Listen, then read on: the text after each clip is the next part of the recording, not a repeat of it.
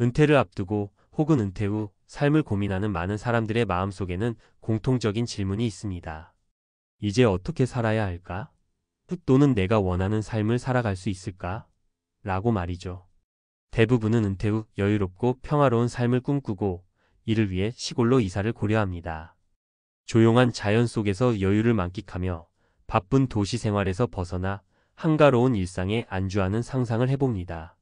하지만 현실은 생각만큼 단순하지 않습니다. 시골에서의 삶이 꼭 힐링만을 제공하는 건 아니기 때문이죠. 사실 시골로 이사 가는 것이 예상했던 대로 간단한 일이 아니라는 걸 깨닫는 순간이 오게 마련입니다. 특히 생활비라는 문제는 예기치 않게 부담이 될 수 있습니다. 도시에서 싸다고 생각했던 시골의 물가가 때로는 도시보다 더 비쌀 수 있다는 사실을 알게 될 때의 충격은 꽤 큰데요.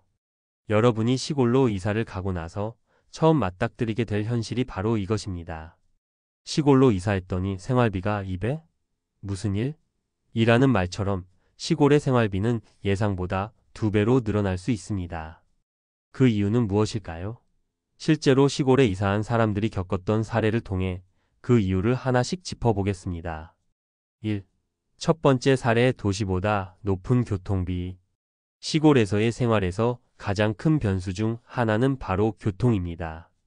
도시에서는 대중교통을 이용하면 간편하게 이동할 수 있고 그 비용도 생각보다 저렴합니다. 하지만 시골로 이사하면 대부분의 경우 대중교통은 그다지 발달해 있지 않거나 아예 없는 경우도 많습니다. 이로 인해 자차를 이용해야 하는데 생각보다 연료비가 상당히 부담될 수 있습니다. 예를 들어 서울에서 퇴직 후 강원도 산골로 이사한 김 씨는 처음에는 시골의 고요한 삶에 큰 매력을 느꼈습니다. 하지만 곧바로 자차를 이용해야만 하는 상황에 처하게 되었죠. 대중교통이 없으니 동네 마트나 병원, 심지어 가까운 친구 집에 가기도 어려운 상황이었습니다. 물론 가까운 마을에는 상점들이 있지만 그마저도 품목이 제한적이고 가격이 도시보다 훨씬 높았죠. 한 달에 차를 운전해 다닌 거리가 1000km가 넘으니 연료비만 해도 꽤 큰 지출이 됐습니다. 게다가 연비가 좋은 차를 타고 있었음에도 불구하고 매달 20만 원 이상의 기름값을 지불하게 되었죠. 이게 바로 시골로 가면 교통비가 얼마나 많이 들 수 있는지 보여주는 예시입니다. 이 비용은 도시에서 대중교통을 타던 김 씨가 예상하지 못했던 금액이었죠. 2. 두 번째 사례, 식료품과 외식 비용의 예기치 않은 상승. 시골에서는 마트에서 식료품을 사는 것조차 도시에 비해 더 많은 비용을 들게 될 수 있습니다. 많은 사람들이 시골이 자연에서 나는 것들로 음식값을 아낄 수 있을 거라고 생각하지만 실제로는 그렇게 간단하지 않습니다. 정확히 말하면 시골은 도시에서처럼 많은 선택지가 없거나 가격이 비싸지기 마련입니다. 도시에서는 다양한 마트와 슈퍼마켓이 있기 때문에 가격 경쟁이 이루어지고 세일과 쿠폰 등을 활용하면 저렴하게 구입할 수 있죠. 하지만 시골은 대개 마트나 슈퍼마켓이 적고 규모도 작습니다.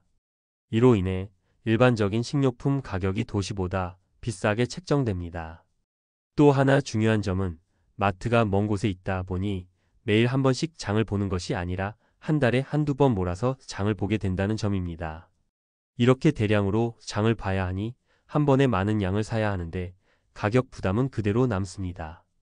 예를 들어 부산에서 시골로 이사한 박 씨는 처음에는 식재료도 바로 옆에 있는 농장에서 살 수 있으니 돈을 아낄 수 있겠지라고 생각했어요.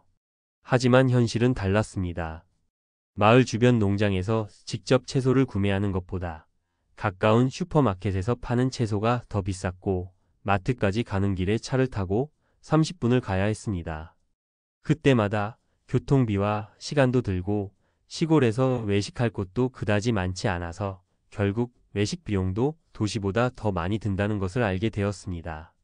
자연의 혜택을 받으려고 시골로 갔는데 왜 이렇게 비용이 더 많이 드는 걸까? 하고 한참 고민했을 정도였습니다. 3. 세 번째 사례, 긴급 상황에서의 추가 비용. 시골에 살면 그만큼 긴급 상황에 대응하는데 더 많은 비용이 들게 될 수 있습니다. 도시에서는 병원, 약국, 수리업체, 그리고 각종 긴급 서비스들이 근처에 있어 빠르게 해결할 수 있는 반면 시골은 모든 것이 먼 거리입니다. 그러다 보니 긴급 상황에 처했을 때 그에 대한 대응 비용이 예상보다 훨씬 더 많이 들게 됩니다. 예를 들어 전라북도의 한 작은 마을로 이사한 이 씨는 어느 날 갑자기 집이 고장이 나서 수리를 맡기기로 했습니다. 수리업체가 마을 가까이에 없었기 때문에 1시간 이상 차를 타고 가서 전문가를 찾았죠. 문제는 전문가를 부르는데 드는 비용이 도시보다 2배는 더 비쌌습니다. 또 예상치 못한 상황에서 급하게 수리업체를 부르게 되니 이 씨는 비용이 꽤 많이 나갔습니다. 이처럼 시골에서는 긴급 상황마다 추가적인 비용이 발생할 수 있다는 점을 간과하면 안 됩니다. 결론. 시골로의 이사는 여유롭고 평화로운 삶을 꿈꾸게 만듭니다. 하지만 현실은 그렇지 않은 경우가 많습니다. 많은 사람들이 예상하지 못한 비용 증가에 부딪히고 그로 인해 불편함을 겪게 됩니다. 교통비, 식료품비, 긴급 상황에 대응하는 비용 등 우리가 예상했던 것보다 더 많은 지출이 발생할 수 있습니다. 은퇴 후 시골에서 새로운 삶을 시작하려는 사람이라면 이러한 현실적인 문제들을 충분히 고려한 후 계획을 세워야 할 필요가 있습니다. 여유롭고 자연을 즐기며 살고 싶다는 꿈을 가지고 시골로 가는 길, 그곳에서의 생활비 현실은 예상보다 크고 복잡할 수 있다는 점을 기억해 주세요. 이 모든 것을 준비하고 이해한 후 시골에서의 삶은 진정한 행복으로 다가올 것입니다. 시골에서의 생활비 절약 팁 전문가의 시각.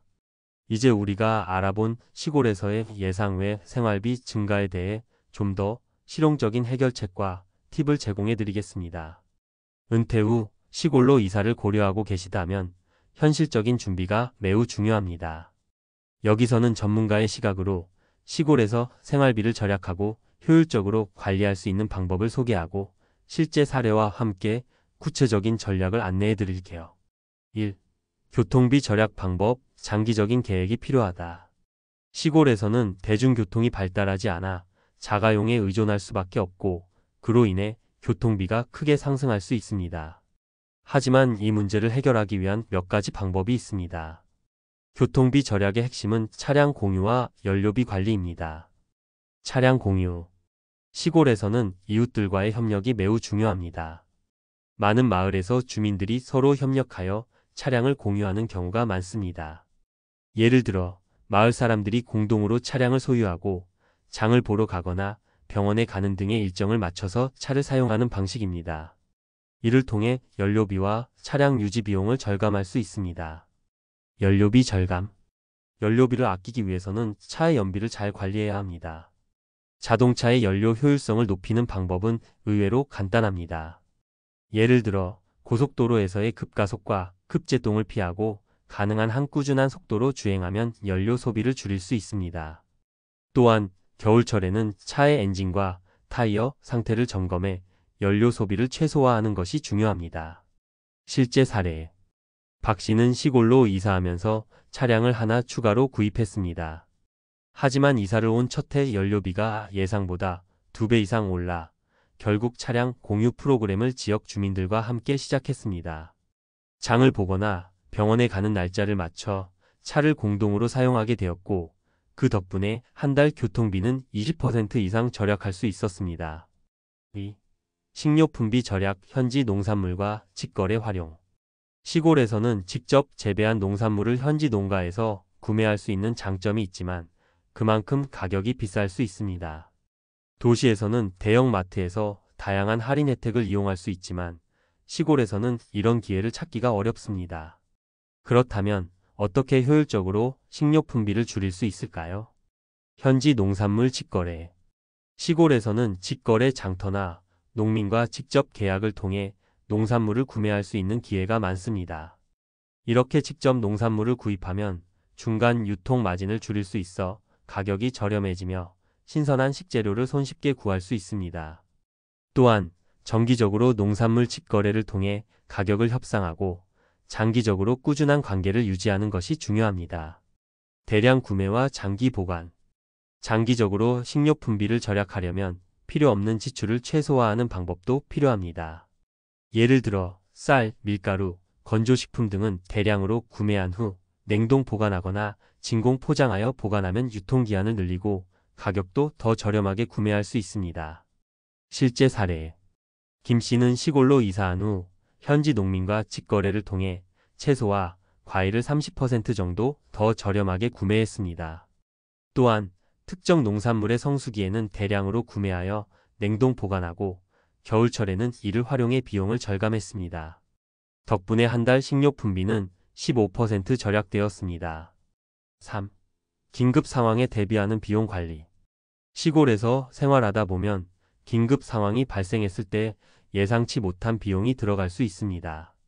예를 들어 갑작스럽게 가전제품이 고장 나거나 집 수리가 필요할 때마다 높은 비용을 지불해야 할 수 있습니다. 전문가 찾기와 지역 네트워크 활용. 시골에서는 수리업체나 전문가들이 많지 않기 때문에 신뢰할 수 있는 전문가를 미리 찾아 놓는 것이 중요합니다.